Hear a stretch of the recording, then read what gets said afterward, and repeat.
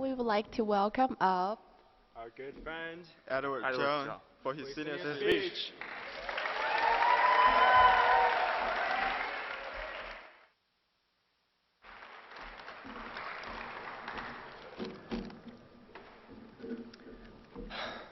Alright. If you know me, even just a little bit, you probably know that Peter and I are like a dynamic duo, as described by Everett Turan. And if you were to ask Peter what his initial impression was of me, he would probably describe me as a nerd. Yet if you ask him now, he would say that he's got senioritis. He doesn't give a crap about anything. This is what my senior speech is going to be about, my senioritis and how I have come to be in the state.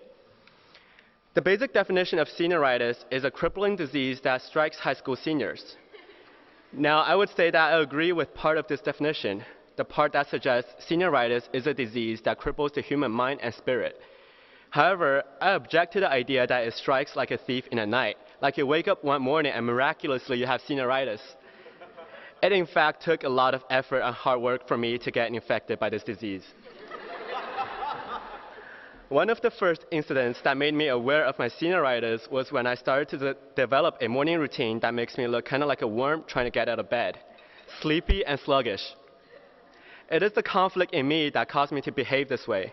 This big voice in my head screaming, I really want to sleep in. But this quiet voice whispering, it might not be a good idea to get tardies. Although I now have 40.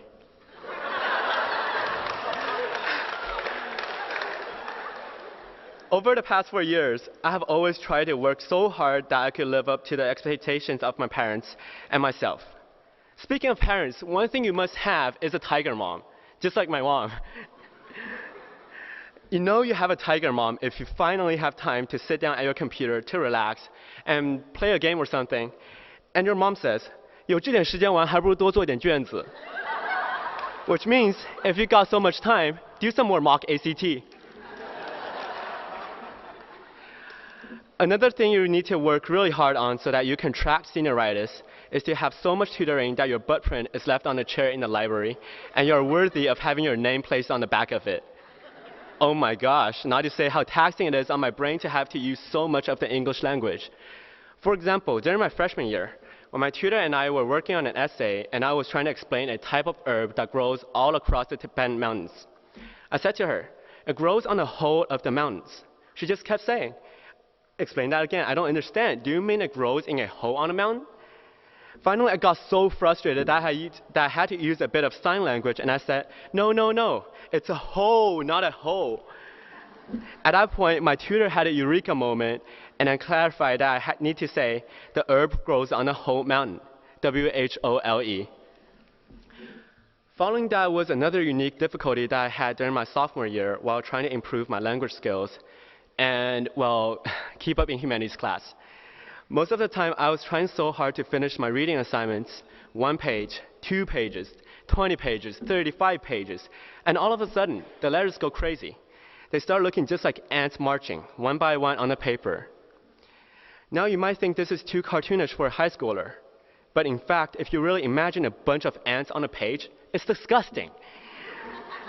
And the saddest thing is, you still have to keep reading and pretend seeing words on the page. Then I realized I had become a miserable junior, spending 14 hours a week sitting in one place taking practice ACT tests. I mean, really, how many of those can you do? After a while, the tapping on the button to start and end the stopwatch becomes muscle memory. No later than that, you totally lose focus and start picking D as your final answer every time, hoping it's right, more times than not. Today, here I am at the end of my senior year, and now I'm experiencing this strange disease everyone calls senioritis. My purpose of talking about this today has been that if I have not experienced senioritis, I have not worked hard enough. Senioritis is the relief I feel after achieving the expectations of those around me whom I greatly respect, as well as my own expectations. So now I would like to give a shout out to all those who have helped me and guided me on this journey. My parents, my host family, my tutor Susanna Luttrell, and all the essay faculty and friends. Last but not least, I certainly cannot wait to begin a whole new experience. That's a whole, not a hole. at college, and maybe I'll get senioritis again. Thank you.